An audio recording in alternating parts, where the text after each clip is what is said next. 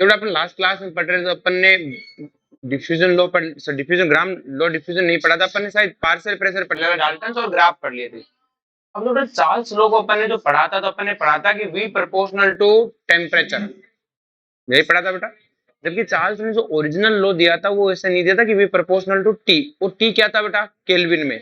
उसने जो एक्चुअल में लॉ दिया था कि किसी टेम्परेचर T पे जो वॉल्यूम होती है वो इक्वल होती है बेटा V naught 1 plus T degree Celsius upon 273। ये V नॉट है बेटा volume of gas at 0 degree Celsius. यही एक ऐसा फॉर्मूला है जिसमें हमें टेम्परेचर डिग्री में लेना होता है, बाकी सब जगह टेम्परेचर केल्विन में। तो यहाँ पे ये V नॉट क्या है कि वॉल्यूम ऑफ गैस 0 केल्विन नहीं 0 डिग्री सेल्सियस पे। तो अगर आपको वॉल्यूम एग्जाम में क्वेश्चन अपने आप समझ में आ जाएगा कि अगर आपको 0 डिग्री सेल्सियस की वॉल्यूम दे दे और पूछे 50 डिग्री की वॉल्यूम निकालो, 50 डिग्री सेल्सियस पे क्या निकालो, वॉल्यूम। तो फॉर्मूला क्या है, VT equal to V naught 1 plus T degree Celsius upon 273। आप यहाँ पे T डिग्री सेल्सियस की वैल्यू रख देना, T डिग्री सेल्सियस क्या रख देना, वैल्यू। जैसे आप वैल्यू रखोगे आपके पास उस टेम्परेचर की क्या आ जाएगी, वॉल्यूम। V नॉट आपको गिवन आएगा, V नॉट आपको गिवन है, याद रह जाएगा। क्या याद रखना है, VT equal to V naught 1 plus T upon 273, और यहाँ पे T किस में होना चाहिए, डिग्री सेल्सियस। अगर मैं बात करूं जब टेम्परेचर अगर -273 डिग्री सेल्सियस मतलब 0 केल्विन हो, तो मैं अगर T यहाँ पे T डिग्री सेल्सियस क्या रखूंगा, -273। जैसे मैं प्लस यहाँ -270 रखूंगा, यहाँ जाएगा -273, 273 से 273 कट जाएगा, कितना आएगा, 0। मतलब क्या हो गया कि बेटा 0 केल्विन पे किसी भी गैस की वॉल्यूम कितनी होती है, 0। उससे पहले किसी गैस की वॉल्यूम कंप्लीट 0 नहीं होती। आपसे पूछ सकता है किसी गैस की वॉल्यूम 0 कहां पे होती है, या तो 0 केल्विन या 273 kelvin, high degree Celsius, sorry. बोलो कोई दिक्कत है। अब वो हमसे ग्राफ भी पूछता है, और ग्राफ पूछता है कि VT versus T degree Celsius में ग्राफ बनाओ। तो आपको पता है बेटा VT लेना है Y एक्सिस पे और T डिग्री सेल्सियस कहां लेना है बेटा, X एक्सिस पे। मैंने यहाँ V नॉट को अंदर मल्टीप्लाई कर दिया, ये फॉर्मूला है ना अपना, VT equal to V naught 1 plus T degree Celsius upon 273। मैंने V नॉट को अंदर मल्टीप्लाई कर दिया, ऐसा ही आएगा, और T डिग्री सेल्सियस को ऐसे साइड में मल्टीप्लाई करके लिख लिया यूं। अब आपको साफ साफ ग्राफ दिख रहा होगा कि ये तो Y एक्सिस पर है, ये X एक्सिस पर है, ये C और ये mx। तो Y equal to C plus mx क्या होता है, किसी ओरिजिन से स्टार्ट होने वाली स्ट्रेट लाइन होगी, और इस ग्राफ का ये जो इंटरसेप्ट है ये किसके इक्वल है, V नॉट के, और स्लोप किसके इक्वल है बेटा। तो आपसे ग्राफ दे सकता है कि VT versus temperature degree Celsius में ग्राफ बनाया गया, उसका इंटरसेप्ट इतना, तो गैस की वॉल्यूम बताओ 0 डिग्री सेल्सियस पर, आ रही बात में। या फिर मान लो 50 डिग्री सेल्सियस में पूछ ले तो क्या दिक्कत है, यहाँ से ग्राफ के इंटरसेप्ट से V नॉट आ जाएगा, V नॉट को फॉर्मूले में रख देंगे और T की वैल्यू रख देंगे। या फिर इंटरसेप्ट की जगह स्लोप दे सकता है, स्लोप देगा तो जो वैल्यू होगी उसको 273 से मल्टीप्लाई कर दोगे तो क्या आ जाएगा, V नॉट। समझा क्या, अरे बोलो आगे चले। नेक्स्ट में बेटा grams law of diffusion, grams law of diffusion. जो बेटा डिफ्यूजन क्या होता है कि सिंपल सी कहानी है कि डिफ्यूजन एक नेचर होता है किसी भी चीज की। अगर अपन बात करें तो डिफ्यूज होना हर आदमी की टेंड, मतलब फैलने को डिफ्यूजन बोलते हैं, फैलने को क्या कहते हैं, डिफ्यूजन।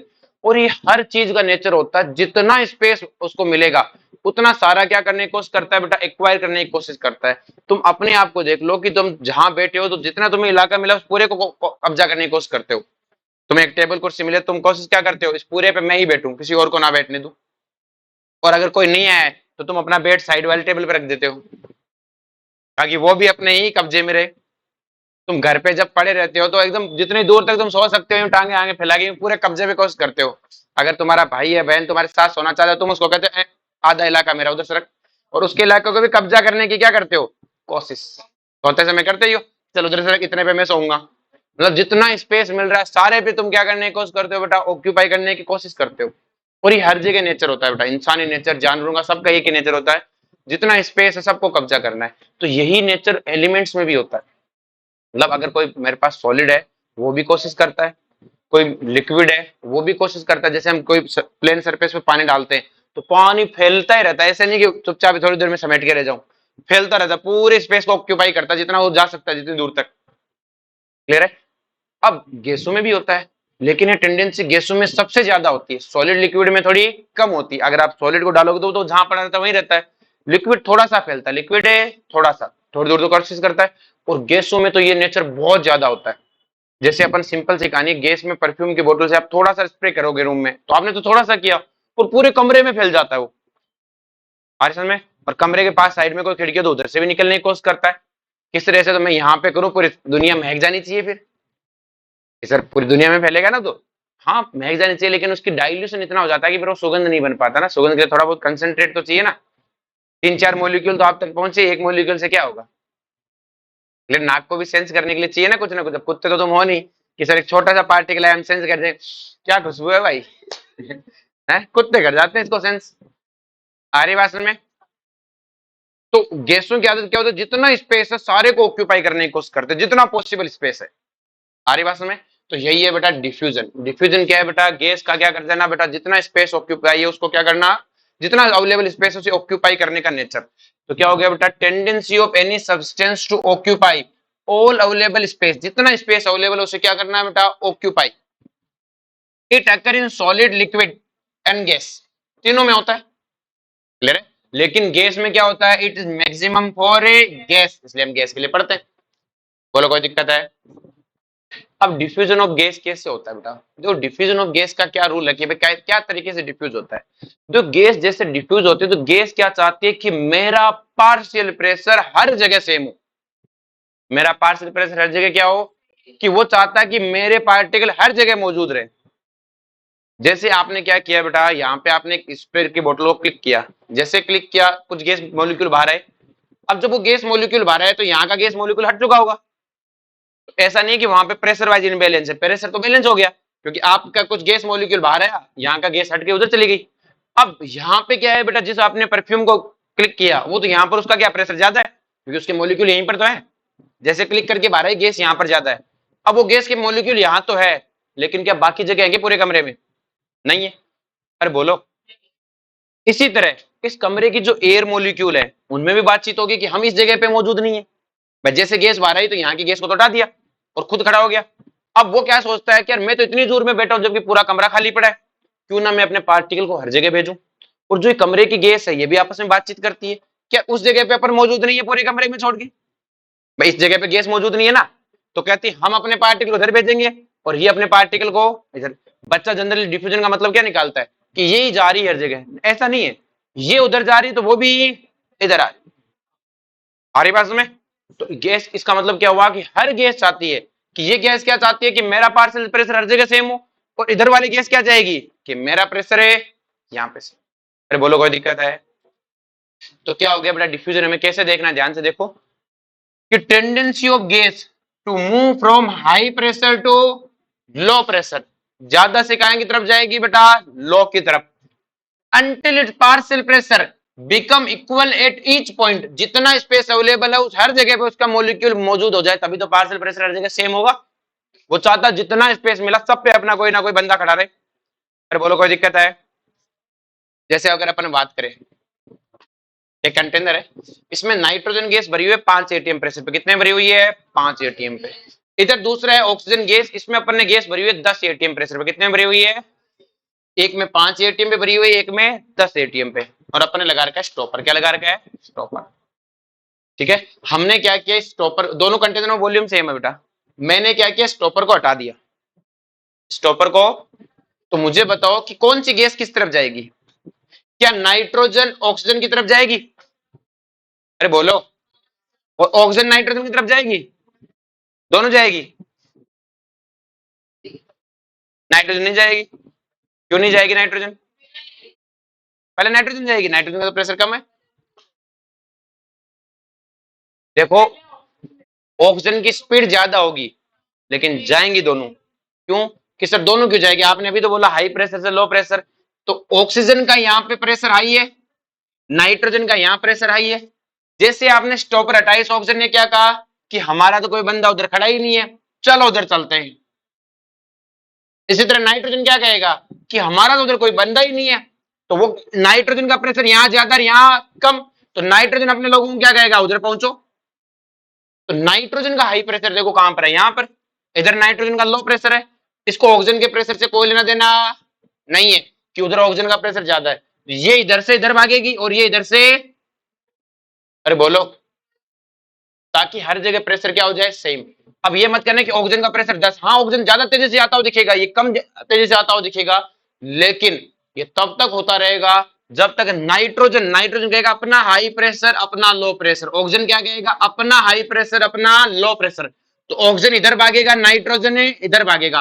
हाँ दोनों की भागने की स्पीड अलग अलग हो सकती है, लेकिन दोनों का भागना एक दूसरे से क्या रहेगा, अनइफेक्टेड क्या रहेगा, क्योंकि नाइट्रोजन चाहता है कि मेरा पार्शियल प्रेशर हर जगह सेम हो, और ऑक्सीजन क्या चाहता है कि मेरा पार्शियल प्रेशर है हर जगह सेम हो।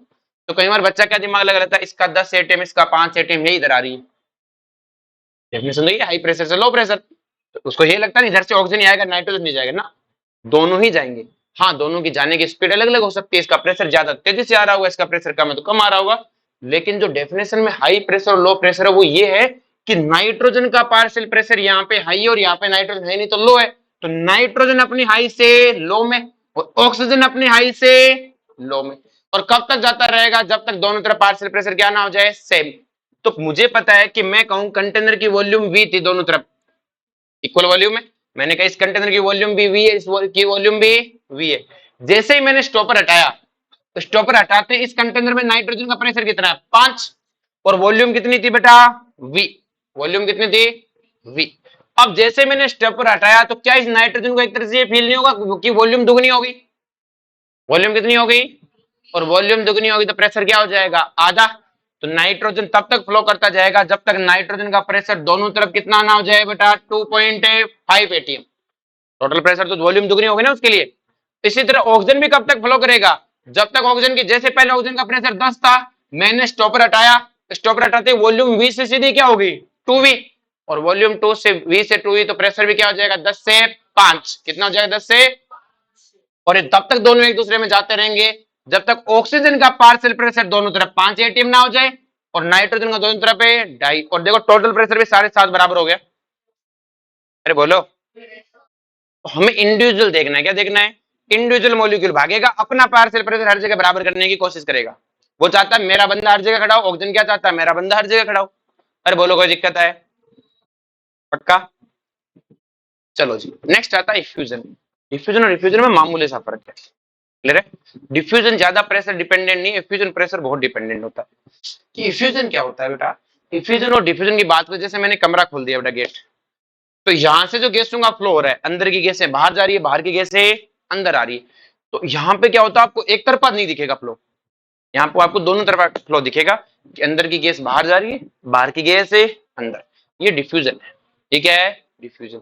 लेकिन आपने कभी ऐसा नोट किया है कि जब हम स्प्रे वाली बोतलों क्लिक करते हैं तो गैस बाहर ही आ रही होती है, अंदर जाने का कोई मौका नहीं होता, ऐसा थोड़ी होता है कि सिलेंडर को क्लिक करेंगे तो बाहर की गैस अंदर जाएगी, डब्बे में अंदर ऑक्सीजन गैस भर गई, ऐसा नहीं होता ना, वहां सिर्फ अंदर ही से बाहर आ रहा होता है, बाहर वाले को अंदर जाने का मौका ही नहीं दिया मिलता, बाहर वाले को अंदर जाने का मौका ही नहीं मिलता। ऐसे गैस सिलेंडर है, उसमें ऐसा थोड़ी है कि गैस सिलेंडर यूज करते तो आधी गैस बाहर की भी अंदर चली गई, वहां मौका ही नहीं मिलता। सर मौका क्यों नहीं मिलता, एक बड़े जैसे छेद बहुत बड़ा था कमरे का, तो अंदर ही गैस बाहर जाओ, बाहर के अंदर जाओ, लेकिन मैं एक कंटेनर लूं जिसमें एक टाइनी टीनी होल है, बहुत छोटा सा होल है, में बहुत छोटा सा क्या है बेटा, होल, जैसे स्प्रे की बोतल में होता है, और यहाँ पे जो गैस भरी हुई है वो हाई प्रेशर पे भरी हुई है, क्या भरी हुई है, हाई प्रेशर, मतलब बाहर लो प्रेशर, जब अपन परफ्यूम के बोतल करेंगे तो बाहर तो प्रेशर लो ही है, तो जैसे ही हम इस होल को ओपन करेंगे तो अंदर की गैस इतनी तेजी से बाहर आ रही होगी कि बाहर के अंदर जाने को मौका ही,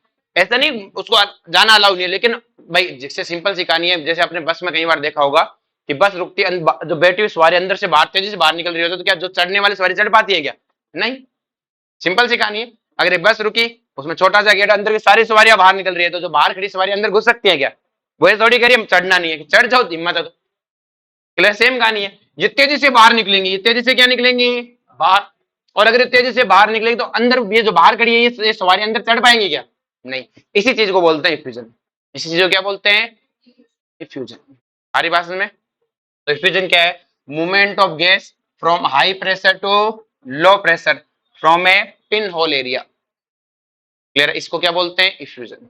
इफ्यूजन प्रेशर से बहुत हाईली डिपेंडेंट होता है, अगर प्रेशर हाई नहीं हुआ तो कोई इफ्यूजन का मतलब ही समझा क्या? चलो जी, अब हमें इफ्यूजन डिफ्यूजन एक तरीके से पढ़ना है, दोनों का रूल्स रेगुलेशन है सेम ही टिकाने। क्लियर है? अब देखो बेटा, रेट ऑफ डिफ्यूजन होती है ना बेटा, किसी भी चीज की रेट ऑफ डिफ्यूजन है वो प्रोपोर्शनल होती है बेटा pressure into area into molar mass और टी। और जो एरिया है बेटा वो डिफ्यूजन में ज्यादा रोल नहीं करता, सिर्फ इफ्यूजन को ज्यादा इफेक्ट करता है। किसको इफेक्ट करता है? इफ्यूजन। क्योंकि अगर होल के साइज बड़ी हुई तो इफ्यूजन नहीं होगा, होल की साइज छोटी हुई तो इफ्यूजन होगा। डिफ्यूजन तो जब तक आपको डिफ्यूजन अगर एक्सप्लेन करना है तो एरिया से ज्यादा कोई लेना देना नहीं है, क्योंकि आपको एरिया तो के बड़ा ही रखना पड़ेगा, दोनों गैसों का आना जाना होना चाहिए। तो देखो बेटा, अगर मैं बात करूं रेट ऑफ डिफ्यूजन की, ध्यान समझना बेटा कि अगर अपने पास जो डिफ्यूजन का एरिया वो प्रोपोर्शनल है किसके बेटा? P A upon M T. P क्या है बेटा? जैसे मेरे पास एक कंटेनर है, इस कंटेनर में जो गैस भरी है उसके प्रेशर को, भाई जितना ज्यादा प्रेशर ज्यादा होगा क्या गैस उतनी जल्दी डिफ्यूज होगी कि नहीं होगी? अरे बोलो भाई, जितना ज्यादा, भाई अपने पास दो कंटेनर इस तरह से अपन ने जोड़ रखे हैं, जितना ज्यादा गैस का प्रेशर होगा क्या उतना तेजी से बाहर भागेगी, उतनी जल्दी दोनों गैसें मिक्स हो जाएंगी। जितना बड़ा एरिया होगा कंटेनर का, क्या उतनी जल्दी दोनों गैसें डिफ्यूज होंगी? अरे बोलो भाई, एरिया बड़ा हो बराबर दोनों गैसें आ पाएंगी, तो एरिया भी क्या होना चाहिए? ज्यादा। और इनवर्सली प्रोपोर्शनल होती है रूट एम टी। एम होता है मोलर मास ऑफ गैस। अब मान लो हमने दो तरफ से एक गैस, इधर से हीलियम फेंकी, इधर से एक नियोन को भगाया, तो नियोन या अमोनिया बोल लेते हैं।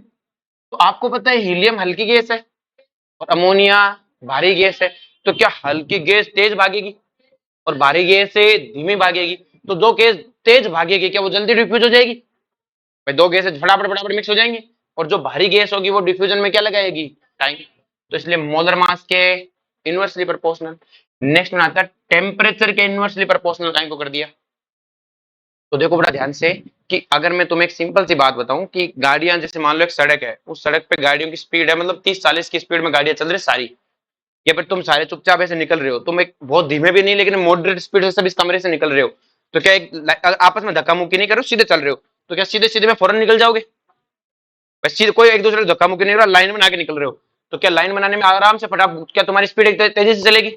अब मान लो तुम में से कुछ बच्चे यूं यूं चलने लग जाए, यूं यूं करके चले रहे, कभी यूं भागे कभी यूं भागे, अरे भाई कभी यूं भागे कभी यूं भागे, तो क्या तुम क्रॉस कर पाओगे इसको?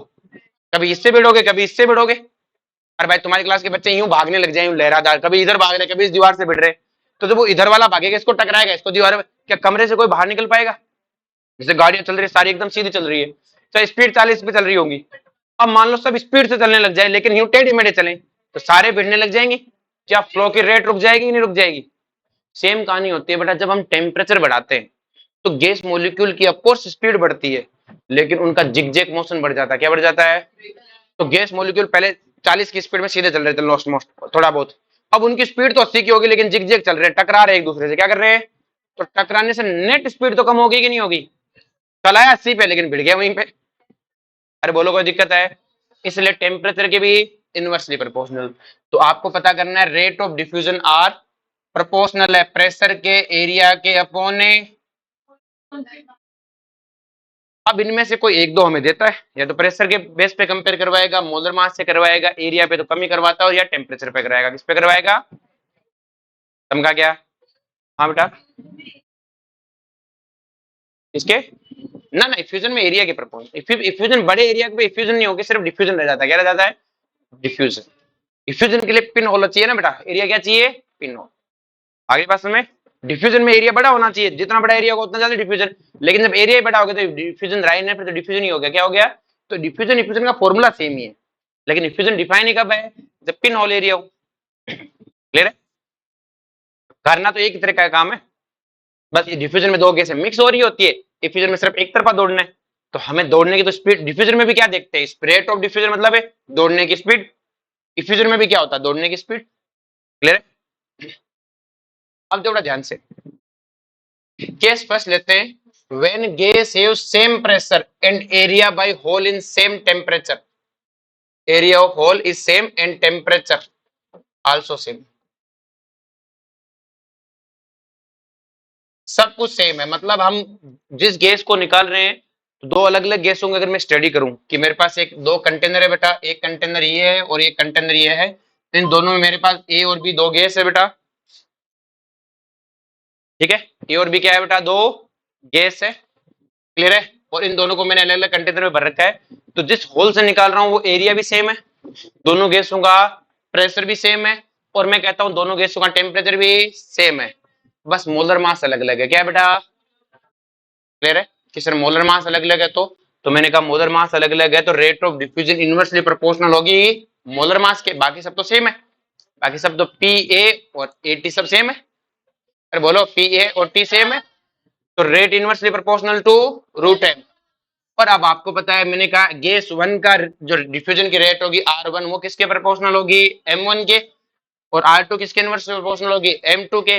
तो R one upon R two क्या आ जाएगा बेटा, root M two upon M one, और एम टू और एम वन क्या है बेटा, मोलर मास। क्या है बेटा, देखो उल्टा याद रखना है, R one upon R two तो M two upon M one, याद रह जाएगा। अब देखो बड़ा ध्यान से, यहाँ पे डेंसिटी भी है, तो दो तरीके हैं आपके पास। मैंने आपको एक चीज सिखाई थी कि वेपर डेंसिटी होती है ना बेटा, वो होती है molar mass divided by to. बोलो होता है कि नहीं होता। तो मैं ऐसे लिख सकता हूं कि molar mass of gas first divided by molar, या molar mass of gas second divided by molar mass of gas first. तो इसके लिए क्या लिख सकता हूं, vapour density of a second divided by two divided by vapour density of first gas divided by two. ऐसा लिख सकता हूं, नहीं लिख सकता। अरे बोलो, टू से टू कट जाएगा, मतलब मैं ऐसे लिख सकता हूँ vapour density of two divided by vapour density of uh one. तो क्या ये फॉर्मूले M two upon M one की जगह D two upon D one लिखा जा सकता है। अरे बोलो, इसी तरह कि वेपर डेंसिटी की जगह मैं एक्चुअल डेंसिटी भी लिख सकता हूँ कि सर कैसे। आपको ये इक्वेशन पढ़ाई थी, पीएम इक्वल टू डीआरटी। अगर सेम अगला प्रेशर भी सेम बोल रहा है, टेम्परेचर भी सेम बोल रहा है, तो P M one equal to D one R T. अरे बोलो, P M two equal to D two R T, और दोनों को डिवाइड कर दूं तो M two upon A equal to D two upon A. तो ये D two upon D one या तो दोनों की वेपर डेंसिटी है या दोनों की एक्चुअल डेंसिटी है। अरे बोलो, दोनों चल सकते हैं। चलो हमारे पास क्वेश्चन है कि calculate ratio of rate of diffusion. हमें रेट ऑफ डिफ्यूजन का क्या करना है बेटा, रेशियो निकालना है from helium to methane. Helium से मेथेन का निकालना है, मेथेन से हीलियम नहीं। मतलब R helium upon uh R methane. तो बेटा हमें पता उल्टा लिखना है, equal to molar mass of uh methane upon uh helium.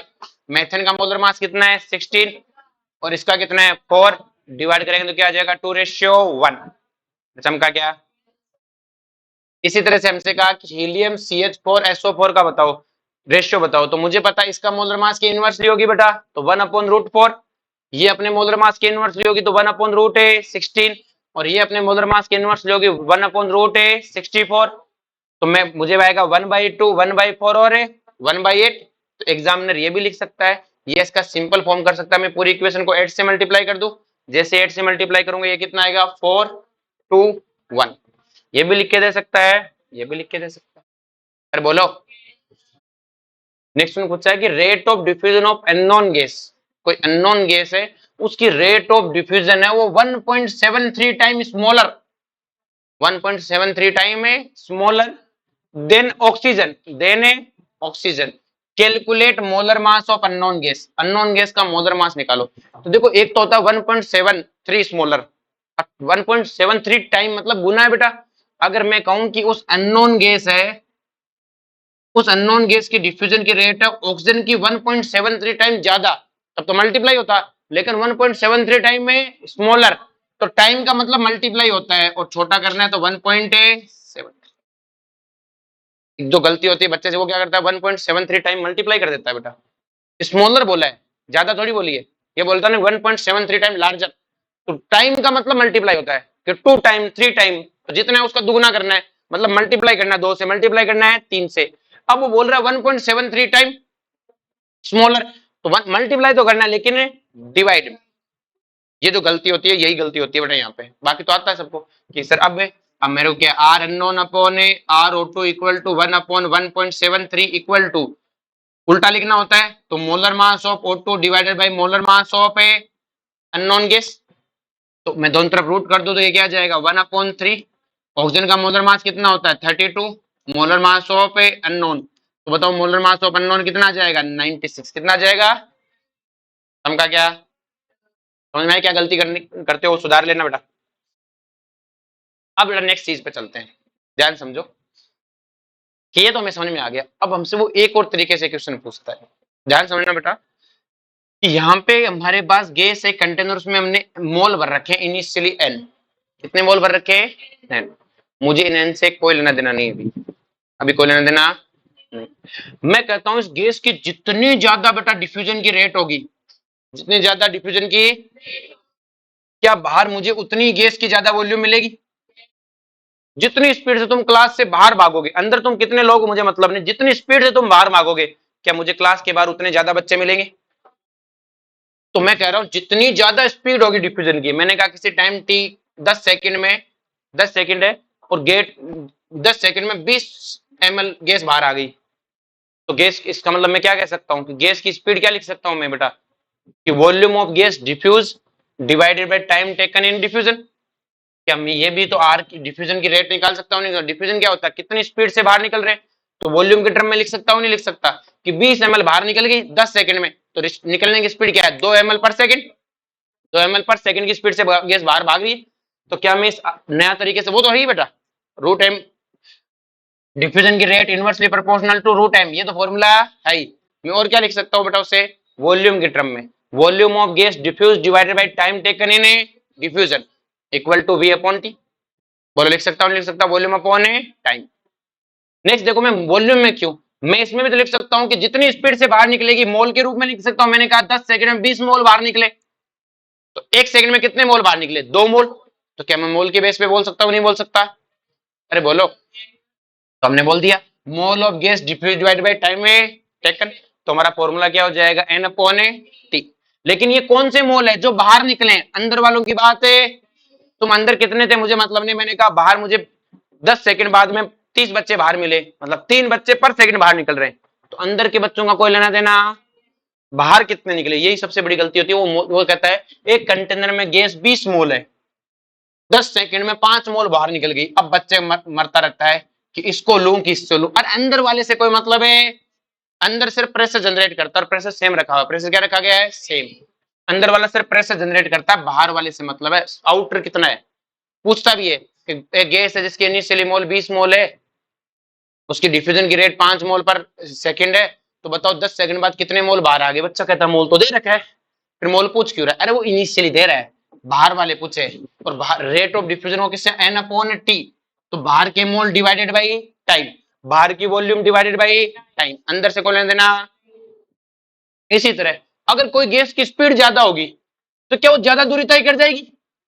भाई डिस्टेंस के फॉर्म में बोलूं, भाई जितने तेजी से तुम बाहर निकलोगे, मैंने कहा कि बच्चे यहाँ से तेजी से भाग रहे 10 सेकंड बाद में 2 किलोमीटर नाप गए या 200 मीटर नाप गए, तो पर सेकंड कितने मीटर नाप रहे? 20 मीटर, 20 मीटर पर सेकंड से भाग रहे, तो क्या मैं डिस्टेंस की फॉर्म में भी बोल सकता हूँ? भाई आपकी स्पीड है तो आप डिस्टेंस भी तो ट्रेवल करोगे, तो डिस्टेंस की फॉर्म में क्या हो गया बेटा distance travel by gas divided by time taken, तो फॉर्मूला क्या हो जाएगा डी बाई टी, क्या हो जाएगा? इसी चीज को 3 तरीके से, वॉल्यूम में v बाई टी, डिस्टेंस में d बाई टी, मोल में n बाई टी, और ये सब बाहर है, क्या है बेटा कंटेनर से बाहर कितना नाप गए, कंटेनर से बाहर है चमका क्या, और किस सर ये क्या है, ये तो फॉर्मूला है ही, ये भी सही है और ये भी सही है, बोलो कोई दिक्कत है? हमें इसको इसके बराबर करने हर बार, क्वेश्चन यही होगा। देखो कहता है 20 gram helium gas diffuse through a hole in 10 second, 10 second में क्या कर गई बेटा वो उस गैस के 20 ग्राम बाहर भाग गए, ठीक है भाग गए होंगे। फिर कहता है then calculate of mass of SO2, आपको SO2 का मास कैलकुलेट करना है diffuse through same hole in 15 second. कह रहा है कि ये अपने पास एक कंटेनर है, ऐसा ही दूसरा कंटेनर है, इसमें यहां इस होल से हीलियम गैस बाहर भागी, हीलियम है ना, हीलियम गैस के 20 ग्राम बाहर भागे, कितने ग्राम भागे 20 ग्राम, कितने सेकंड में 10 सेकंड में, तो इसी होल से मैंने इतने साइज के होल से मैंने SO2 को भगाया, किसको भगाया? तो SO2 को भगाया, तो बताओ SO2 का कितना वेट भाग जाएगा 15 सेकंड में? क्वेश्चन समझ में आया? जब भी ऐसा क्वेश्चन है मतलब डिफ्यूजन की रेट चाहिए, क्या चाहिए बेटा रेट। तो देखो बेटा सिंपल सी कहानी है कि अपन एक काम करते हैं बेटा, हमें पता है कि भाई अलग अलग स्पीड से भागी होंगी दोनों, अलग अलग मोलर मास है, तो आपको सबसे पहला तो यही काम करना है R helium upon R uh SO2 equal to molar mass of SO2 divided by molar mass of helium का रूट, SO2 का मोलर मास कितना है 64, हीलियम का मोलर मास कितना है 4, 64 डिवाइडेड बाई 4 कितना आता है बेटा 16, तो क्या आ गया 4/1। तो आपको एक चीज तो समझ में आ गई कि सर इनकी रेट हमें समझ में आ गई 4/1 है। अब आप क्या लिख सकते हो कि सर इसको और तरीके से लिख सकते हैं रेट को, कि सर हीलियम के रेट को क्या लिख सकते हैं कि हीलियम के कितने मोल भाग गए 10 सेकंड में। क्या मैं इसको ऐसे भी लिख सकता हूँ सिर्फ हीलियम की रेट को, तो हीलियम की रेट क्या हो जाएगी बेटा आर हीलियम की जगह क्या लिख सकता हूँ N helium upon uh T helium. अरे बोलो, हीलियम के द्वारा भागे गए मोल डिवाइडेड बाई हीलियम के लिया गया टाइम, हीलियम की रेट है। इसी तरह मैं SO2 के लिए क्या लिख सकता हूँ SO2 के भागे मोल डिवाइडेड बाई SO2 के लिए लगा टाइम।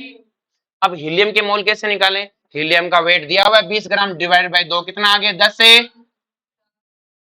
सॉरी मोलर मास 4, तो कितना आ जाएगा बेटा 5 मोल। हीलियम के 5 मोल है, कितने मोल है तो मैं रख दूंगा बेटा हीलियम के मोल कितने हैं 5, टाइम कितना है 10 डिवाइडेड बाई प्रॉपर लिखना बेटा इसे। अब क्या लिखना है बेटा SO2 के, इसके तो मोल पता ही नहीं हमें, लेकिन टाइम तो पता है कितना है 15। बोलो कोई दिक्कत है, कैलकुलेट कर लो ये 15 कहां जाएगा ऊपर, पहले से यही काट दो, ये कितना आ जाएगा 1/2, तो ये हो जाएगा बेटा आपके पास में 15 तो ऊपर चला जाएगा divided by NSO2 equal to कितना आएगा 4। बोलो कोई दिक्कत है, तो NSO2 कितना आ जाएगा बेटा 8 बेटा 15, दो उधर चला जाएगा सॉरी 15/8। ये SO2 के क्या आ गए बेटा मोल क्या आ गए, हमें मोल पूछा ही नहीं, हमें तो वेट पूछा है, हमें आता है वेट निकालना, तो वेट अपॉन मोलर मास SO2 का कितना है 64, तो बताओ वेट कितना आ जाएगा बेटा 15/8 इंटू 64 कितना आ जाएगा 120 ग्राम। तो हम कहेंगे कि SO2 को 120 ग्राम भाग गए। इस तरह 120 ग्राम भाग गए, ये तो भारी गैस थी ना, भारी गैस तो कम भागनी चाहिए थी, ये तो बहुत ज्यादा भाग गई। अरे मोल की बात होती है, किसकी बात होती है मोल की, भारी गैस के मोल कम भागे, मोल तो देख लो इसके 15/8 ही भागे, मोल की बात है, भारी गैस के मोल कम भागते हैं, हल्की गैस के मोल ज्यादा भागते हैं। वेट से कोई लेना देना नहीं, मोल की बात है, कम मोल ज्यादा मोल, भारी गैस के मोल कम भागेंगे, मोल कम भागेंगे, वेट तो ऊपर ज्यादा ही भागेगा। आगे बात क्वेश्चन में, नेक्स्ट क्वेश्चन देखो फिर से, if 50 ml of hydrogen gas diffused through a hole in 20 second, ये कंटेनर है, इसमें से एक होल है, उसमें से क्या भागी बेटा हाइड्रोजन गैस, उसके 50 ml भाग गए कितने सेकंड में 20 सेकंड में। Then calculate volume of O2 diffuse, volume of O2 diffuse through the same hole, area same रखा है अगले ने, अलग रखता तो अलग ले लेते, A1/A2 आ जाता फॉर्मूले में, थ्री होल इन 30 सेकंड, कहता ऑक्सीजन की कितनी वॉल्यूम भाग जाएगी 30 सेकंड में। हमें समझ में आएगा डिफ्यूजन का क्वेश्चन है, तो सबसे पहला क्या हम गए R helium upon R oxygen inversely proportional to MO2 upon MH2, oxygen का मोलर मास 32, हाइड्रोजन का मोलर मास 2, सोल्व आउट किया कितना है √16 मतलब है 4, तो हमने क्या निकाल दिया बेटा, निकाल नहीं रखा क्या, गलत निकाल रखा, अपने को ही करना पड़ेगा, रुको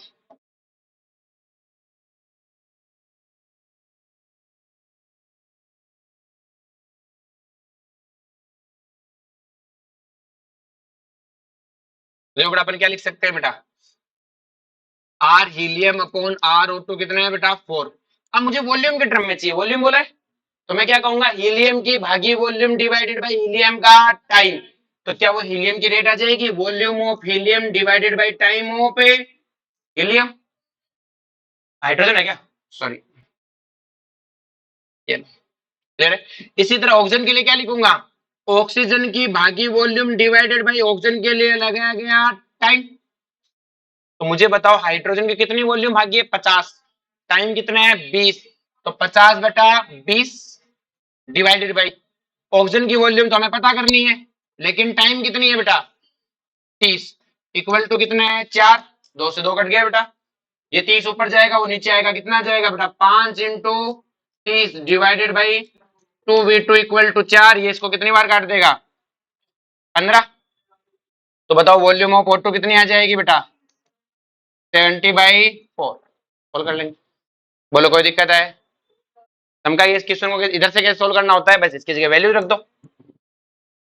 नेक्स्ट देखो, एक चीज ध्यान रखना बेटा, जब अमोनिया और HCl गैस आपस में मिलती है बेटा तब व्हाइट पीपीटी बनाती है, क्या बनाती है व्हाइट पीपीटी, क्लियर है कि ammonia and HCl react and form में व्हाइट फ्यूम्स, अमोनिया और HCl जब भी आपस में मिलेंगे हमेशा व्हाइट फिल्म्स बनती है। कैसी फिल्म बनती है बेटा?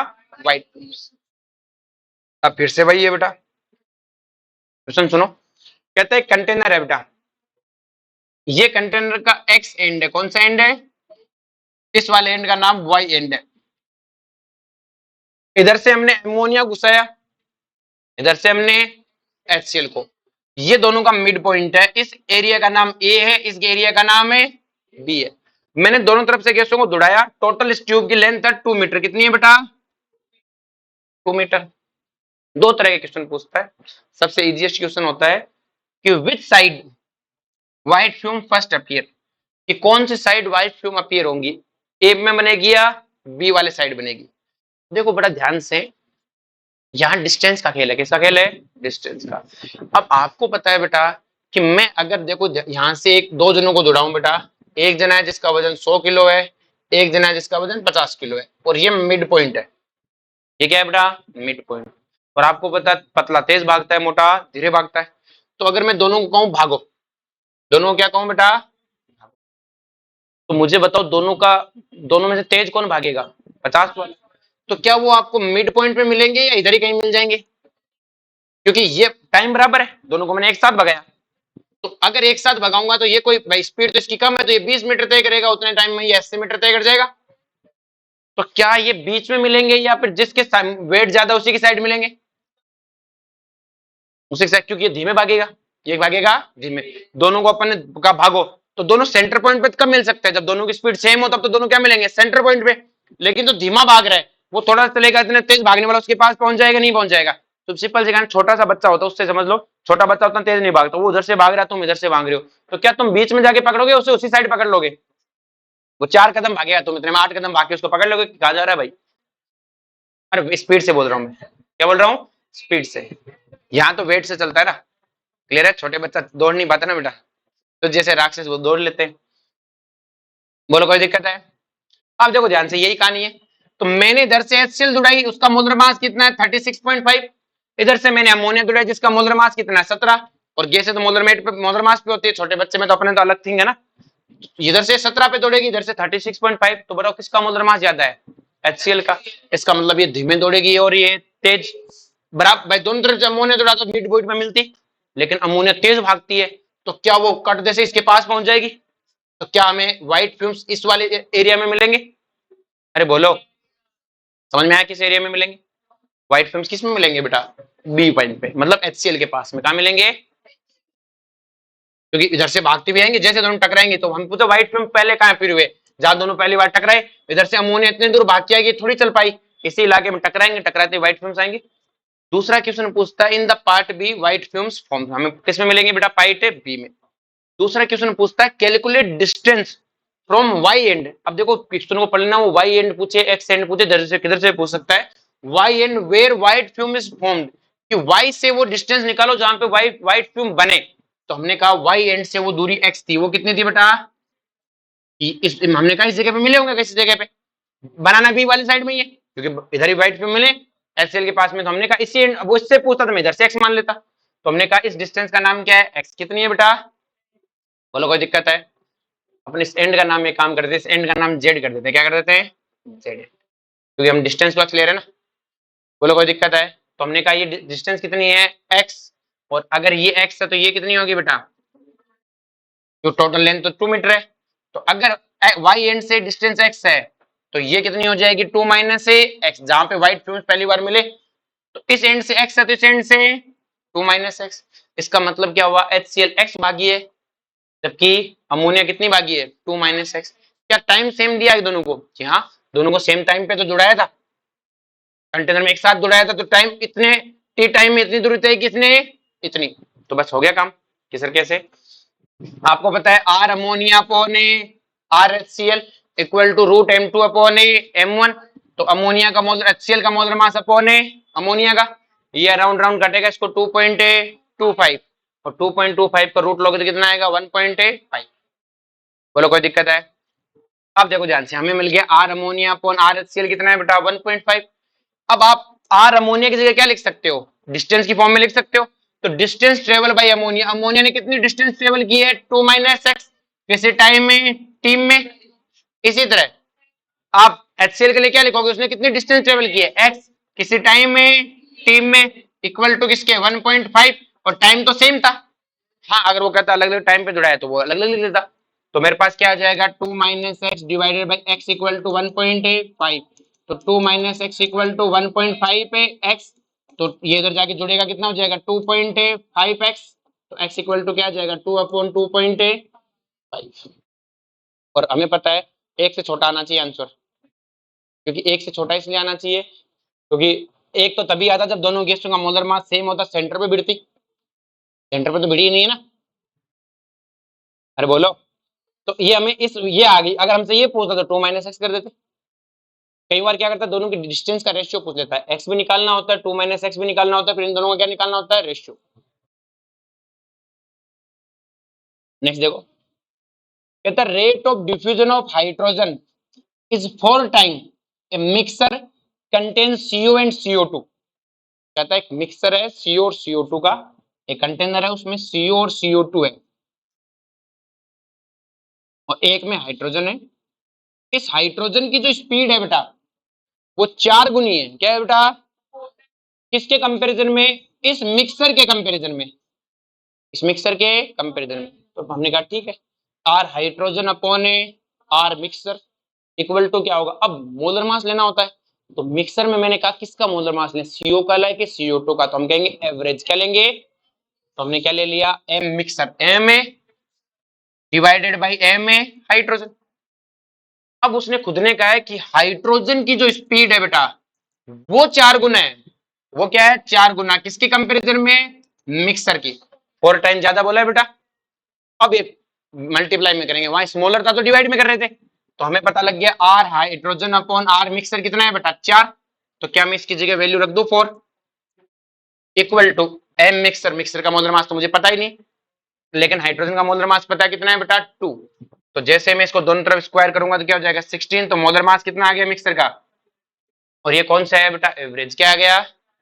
अब मैंने कल आपको ऐसा क्वेश्चन कराया था, उसने हमसे परसेंटेज पूछा है, क्या पूछा है, देखो परसेंटेज पूछे कि कितना परसेंटेज कंपोजिशन है, तो समझ जाओ एवरेज मास निकालना है, क्या निकालना है कि सर इससे क्या होगा, मैंने कहा वही पढ़ा है, CO का मोलर मास 28 है, CO2 का मोलर मास 44 है, मैंने कहा इसका परसेंटेज x है, तो इसका परसेंटेज कितना होगा 100 माइनस x, एवरेज कितना है 32, तो आप क्या लिखोगे 28 into X plus 44 into 100 minus X divided by 100, X आ जाएगा, एक्स क्या है परसेंटेज, एक्स क्या है, कल कराया था ऐसा क्वेश्चन पहले। चलो जी, अब हम नेक्स्ट केस लेते हैं। अब तक मैंने गैसों का प्रेशर क्या रखा था, सेम, गैसों का प्रेशर क्या रखा था, सेम। अब मैं कहता हूं गैसें अलग अलग प्रेशर पे, जैसे कि अलग अलग है, when pressure of gas is different, molar mass तो ही, साथ में उनका प्रेशर भी अलग अलग है, तो हमारा टोटल फॉर्मूले में आपको पता R इक्वल टू क्या था, PA अपॉन रूट MT, तो मैंने मतलब अब की बार सिर्फ इन दो को अब कांस्टेंट रखा, P और M को, मास तो अलग अलग होने, अलग अलग गैसों का, P भी अलग कर दिया, तो P अलग कर दिया तो फॉर्मूले में क्या आ गया, R proportional to P upon root M, P क्या है प्रेशर और ये क्या आ गया रूट M। अब मैं फॉर्मूला क्या लिखूंगा, R1 अपॉन इक्वल टू, तो P1 अपॉन P2 प्रेशर के तो प्रोपोर्शनल है, और मोलर मास के इनवर्स लिए तो M2 अपॉन तम का क्या। अब अपन ने कल पढ़ा था बेटा कि अब कंफ्यूजन अभी से स्टार्ट होगा, मैंने कहा कि दो गैसें हैं एक कंटेनर में जिनका पार्शियल प्रेशर P1 और P2 है, और कल आपको सिखाया था पार्शियल प्रेशर का रेशियो ही मोल का रेशियो होता है, तो P1 अपॉन P2 किसके इक्वल है, N1 अपॉन। अब बच्चा कहता क्या पंगा है, मोल किसके, अब ये जो मोल है ये अंदर के मोल है, किसके मोल है, जो आप R इक्वल टू लिखते हो ना मोल अपॉन टाइम, ये मोल कौन से, आउटर मोल, कौन से आउटर मोल, और जो यहाँ पे जो प्रेशर के रेशियो के लिए मोल यूज करते हो ये कौन है, इनर मोल, तो जो यहाँ P1 अपॉन P2 है इसकी जगह मैं क्या लिख सकता हूँ N1 अपॉन ए।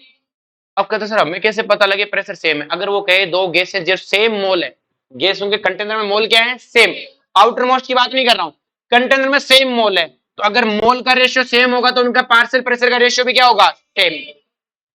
आगे बात में मैंने कहा मोल दोनों के दो दो हैं तो प्रेशर भी क्या रहेगा बेटा, रेशियो क्या आएगा 1। बोलो कोई दिक्कत है। अब मुझे कहे कि दो गैस है जो एक कंटेनर में अलग अलग मोल में प्रेजेंट है, एक कंटेनर में, तो उनके मोल अलग है तो प्रेशर भी अलग होंगे, तो मैं P1 अपॉन P2 क्या लिख सकता हूँ N1 अपॉन ये N1 N2 कहां के मोल है? अंदर के। कहां के मोल है? बाहर के मोल नहीं है। बाहर के मोल यहां यूज होते हैं आर के फॉर्मूले में, वो आउटर है। और प्रेशर का रेशियो किससे डिपेंड करता है? इनर मोल से। देखो एक क्वेश्चन करते हैं, इससे सारा समझ में आ जाएगा।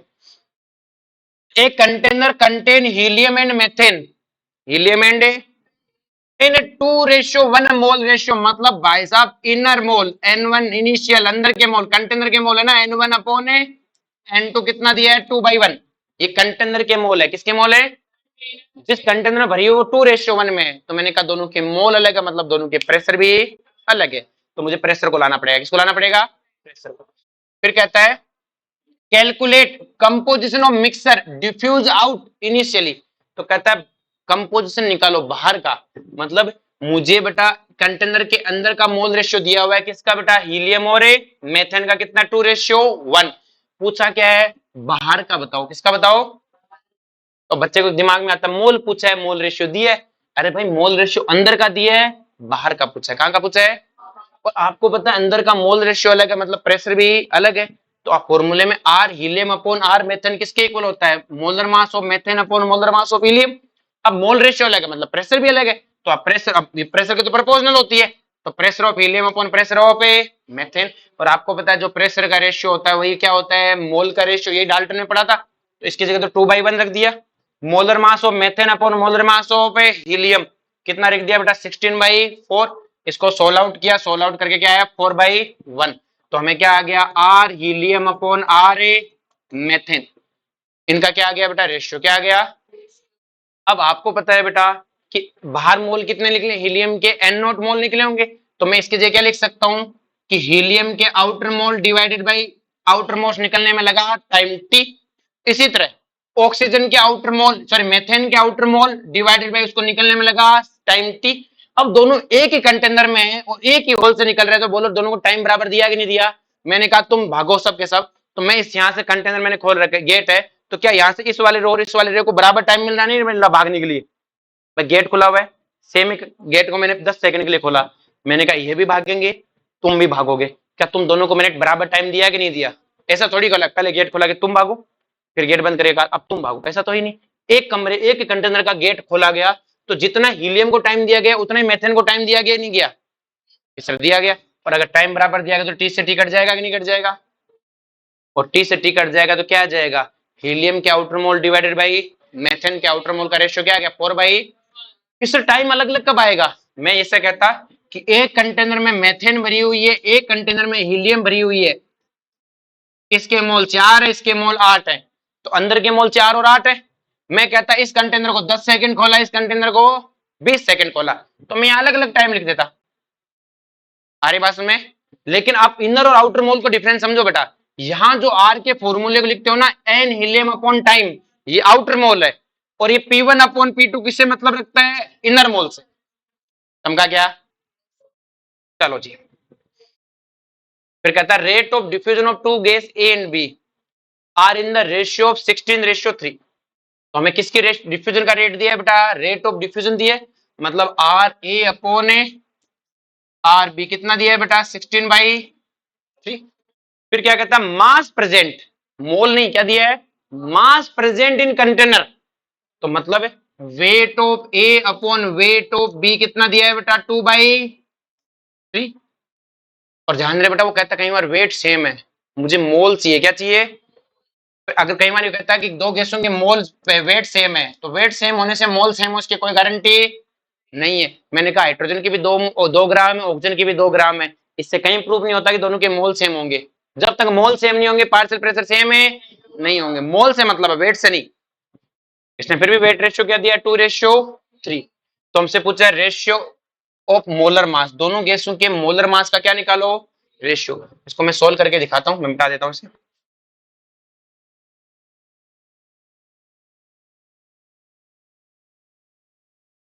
देखो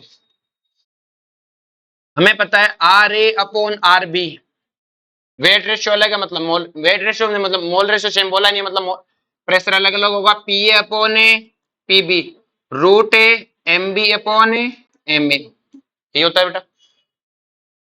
मुझसे क्या कहा गया बेटा? R A upon r B की वैल्यू कितनी दी हुई है? 16/3। Na अपॉन एन बी लिख सकता हूं बेटा मैं यहाँ पे, क्योंकि जो मोल का रेशियो होता है इनर, वही प्रेशर का रेशियो होता है inner, into M B upon M A. मैं जो Na अपॉन एन बी है बेटा, इस Na की जगह क्या लिख सकता हूँ, weight of A upon molar mass of A. इसमें कोई दिक्कत है बेटा? इसी तरह मैं एन बी की जगह क्या लिख सकता हूँ, weight of B upon molar mass of B, जो कि ऊपर चला जाएगा। अरे बोलो। और ये किसके बराबर है बेटा, 16/3 के। तो 16/3 इक्वल टू, क्या मुझे वेट का रेशियो गिवन है, कितना है बेटा, 2/3 into M B upon M A की पावर 1 की पावर 3/2। तो टोटल ये 1/2 क्या हो जाएगा, 3/2 हो जाएगा कि नहीं हो जाएगा? 3 से 3 कट गया, ये कितनी बार कट गया, 8।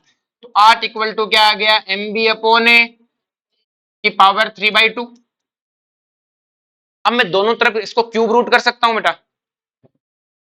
अगर मैं देखो ऐसा होता, ए क्यूब इक्वल टू 8, तो ए किसके बराबर आता, 2 के। तो मैं दोनों तरफ क्यूब रूट कर दूं बेटा, दोनों तरफ क्या कर दो, जैसे क्यूब रूट करूंगा, 8 का क्यूब रूट कितना होता है, 2, और इसका क्यूब रूट कितना होगा बेटा, कि पावर 3/2 का क्या बचेगा, सिर्फ आप ही बचेगा, क्यूब रूट से 3 ऊपर की पावर हटेगी।